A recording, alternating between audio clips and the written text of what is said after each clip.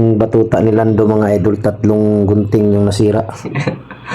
Dahil sa yun mga idol, isang mapagpalang araw sa lahat. Yun, sa araw na to mga idol, balik bundok na ako. Dahil may natanggap akong tawag mga idol pero hindi napakilala. Dahil dun sa pinuntahan naming area ni Commander Adlaw, may tumawag sa akin na may nakakita sa mga bandido, sila Rambo, na galit daw, kaya narinig nila yung pangalan ko, na sumigaw daw sila na bakit nakapasok si Buster dito sa lugar na to. Kaya yun ang pupuntahan ko ngayon mga idol, babalikan ko.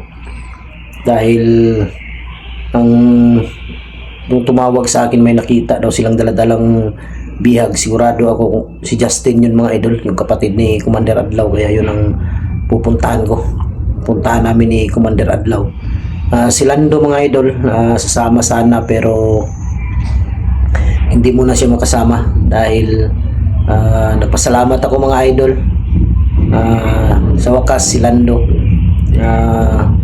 ngayon ko lang na-update to. Ngayon lang kami mag-video. Si Lando po nung nakaraang araw,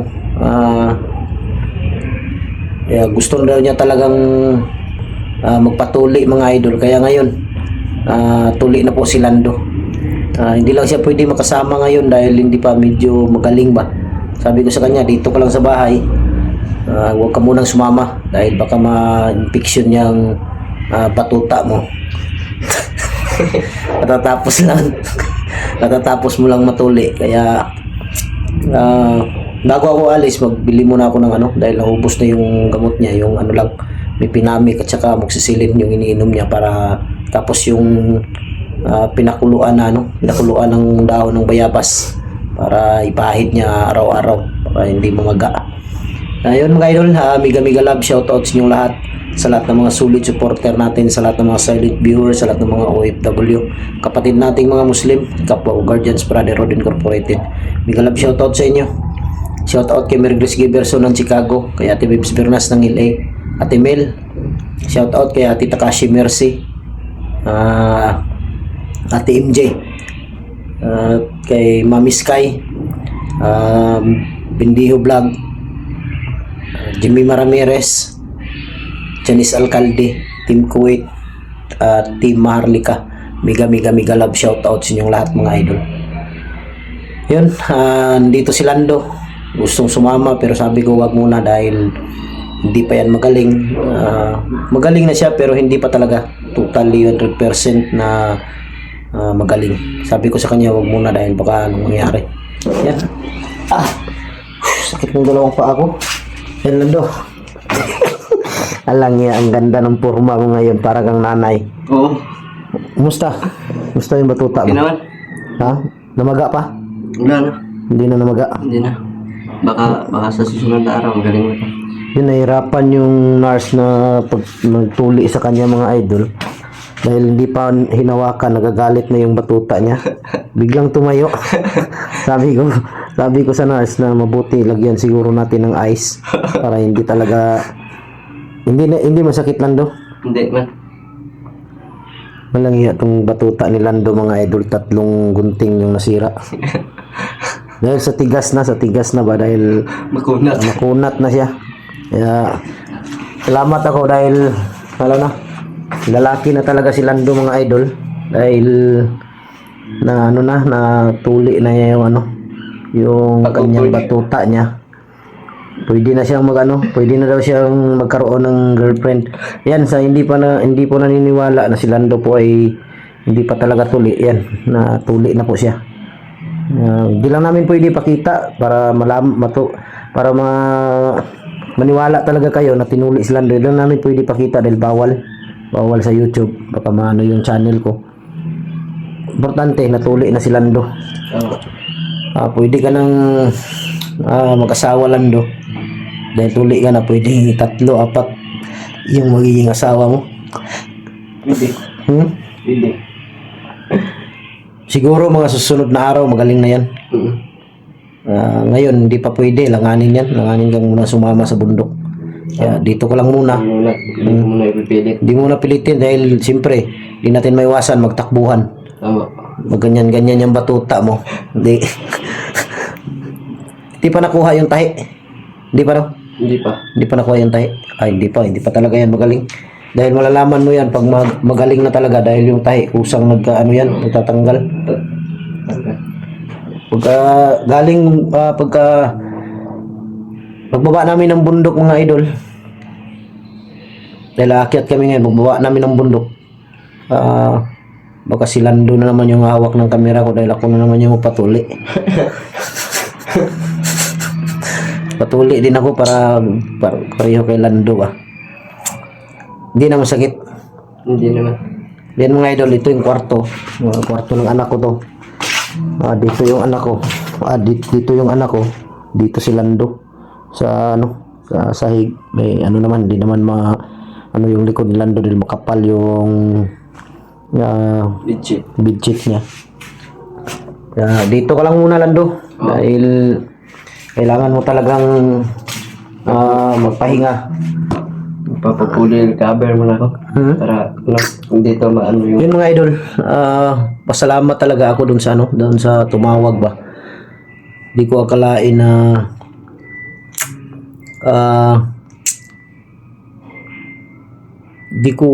pero nagtanong, hindi ko lang alam. Nagulat nga ako bakit nakuha niya yung number ko. Di siya nagpakilala kung sino siya. Basta doon daw siya, nakita daw niya kami.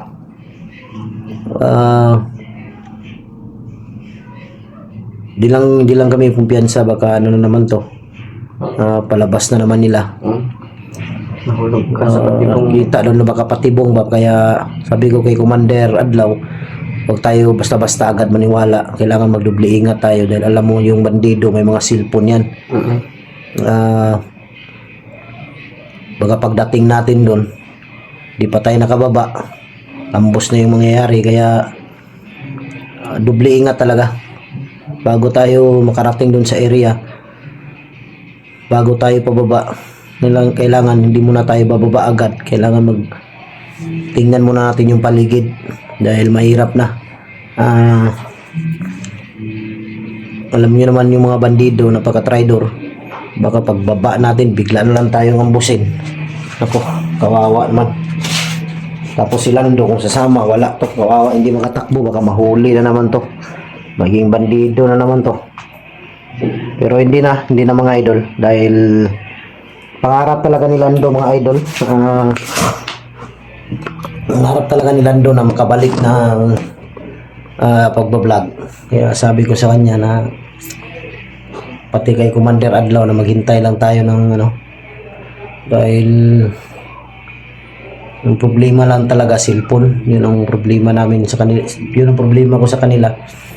Cellphone talaga dahil para lalong-lalo na si Commander Adlaw na may mga anak, may mga anak pa yung asawa. Kaya sabi ko sa kanya maghintay lang tayo dahil cellphone yung kulang at saka okay lang sana kung may sobra-sobra akong pera. Ako na lang yung bibili muna pero wala talaga. Alam niyo naman na nagrenta din ako ng bahay. Bayarin pa sa tubig, kuryente. Kaya minsan talaga short sa budget. Kaya sabi ko sa kanila maghintay lang. Sabi ko kay Commander Adlaw na baka mainip ka sa kakahintay. Baka mapag-isipan mong babalik ng bundok. Wag naman sana. Sabi ko sa kanya maghintay ka lang. Dahil hindi naman ako nangako ng agad-agad. Sabi ko lang sa kanya na kung may kusang magbigay lang para makapag-explore kayo ni Lando. Pero sa ngayon wala pa talaga, maghintay lang tayo. Sabi ko sa kanya. Dahil isipin mo yung pamilya mo. Yung dalawang anak tapos may mga anak pa, may isa. Sabi ko sa kanya, tapos niyan, tapos ng mga anak mo, ng asawa mo, dagdagan mo. Sa susunod na buwan. Sa susunod na buwan daw. Di natakot ako baka pag mga anak ngayong buwan tapos sa susunod na buwan buntis na naman. Tama. Alang iya to si Commander Adlaw, ipapuputol ko yan. Sabi ko sa kanya, kung ganyan Commander, ipaputol mo yan. Di nagtanong siya sa akin kagabi. kailan daw siya makapag-umpisa sa vlog ba, makapag-umpisa. Sabi ko sa kanya, hintay lang tayo, Commander, dahil cellphone yung ano natin ngayon, problema. Gusto niya mga idol mag-vlog. Kaya naguguluhan ako ngayon kung sakasakaling may magbigay man, baka hindi naman alam ko, hindi magbigay yan. Kung may magbigay talaga, minsan isa lang talaga yung binibigay. Na problema ako kung pag may magbigay ng isang cellphone, dahil dalawa to sila, di ko alam kung sino yung mauuna sa kanila. Dahil si Lando gusto na rin mag-vlog, tapos Commander gusto rin. Sila lang dalawa yung mag-usap kung ano yung gusto ninyo, kung sakaling may magbigay, o ikaw ba mauna o siya. Ikaw Pag-iisipan ko lang. Mas importante kasi yung sa kanya kasi may anak siya. sa akin din, may magbigay man, gusto ko si Lando mga idol yung mauna, dahil si Commander si Lando kasi alam niya na ba kung paano mag-vlog, alam niya na kung paano mag-edit. Si Commander kasi gusto ko na sanayin muna, turuan ko muna kung paano mag-vlog, paano mag-edit, para sakaling may magbigay, hindi na siya mahirapan na mag-edit ng kanyang video. Alam niyo naman, ni-edit pa, mahirap mag-edit. Sabi ko sa sarili ko, mas mabuti pa si Lando yung mauna, kasi wala namang problema si Commander kung sabi ko sa kanya, para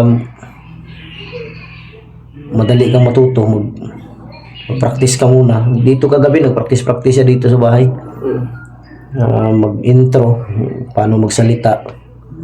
Yun ang sabi ko sa kanya, yan ang sanayin mo, paano hindi nga niya alam kung paano mag-upload. Kaya doon ako nahirapan. Pero kung sakali mga idol may magbigay talaga, si Lando na lang yung unahin ko, para dahil si Lando may iwan ko lang kung active pa ba yung channel niya, kung ma-open pa ba. Tingin ko parang hindi na, dahil wala na yung cellphone niya, sira na. Gawa ka na lang ng bago. Gawa ka na lang ng bagong channel, dahil yung sigurado ko yung channel mo wala na yun, hindi na yun ma-open. Dahil pag once na ilang buwan na hindi mo na-uploadan yung channel mo, wala na, demonetize na yan, i-demonetize yan ng YouTube. Kaya magawa ka na lang ng bago. Si Commander din, gawan ko lang muna ng channel habang wala pa siyang cellphone, para pag may cellphone na, madali na lang. Yun na lang mga idol. Gusto kong sabi ko sa kanila na marami kasi ako natulungan mga idol na parang wala sa kanila. Tulungan ka tapos ikaw pa yung maging masama. Dahil kasi yan sa dahil sa mga inggit sarili, pera. Kaya sabi ko kay Commander Adlaw na huwag kang gagaya sa iba. Kung anong meron ka, tanggapin mo. Hindi yung kung sino yung taong tumulong sa'yo, gusto mo angatan agad. Wag ganun. Dahil Lalaki ulo. may process yan may process yan mga idol. Dahan-dahan lang hanggang aangat. Dahan-dahan lang. Dahil nagsimula kami noon sa baba. Kaya nagdandahan, nagsikap hanggang umangat ng kunti. At hindi ko naman pinagmalaki na, pero hindi dahil sa inyo wala ako dito mga idol. Dahil kung wala sa inyong mga suporta, di tayo abot sa ganito. Yun ang sabi ko sa kanila, nag-advise ako sa kanila. Dahil marami akong tinulungan, na ako pang naging masama. Basta tao talaga na yung mangarap agad na gustong abutin, yun ang mahirap. Hindi maghintay. May timing yan, may tamang panahon para dyan. Na taong tumulong sa kanya, gusto pa niyang angatan agad, di naman pwede yan. Yun ang sabi ko sa kanila, nag-advise ako sa kanila kagabi. Pero kung pagwapuhan. Talo ko sa kanilang dalawa po, si Commander Adlaw at si Lando. Kaya, lalo na ngayon, natuli na si Lando. Walang yung laki ng ano ni Lando, mga idol. Nakita ko ng pagtuli. Parang ano mga idol, yung ang lata ng tinapa. Walang yan, si Lando, patay ang babae niyan. Yan mga idol. Dito na lang yung video mga idol. Inupdate ko lang si Lando. Dahil alis pa kami ni Commander Adlaw. Ulitin ko, maraming salamat sa inyong lahat, sa inyong lasawang pagsuporta. Mula noon hanggang ngayon.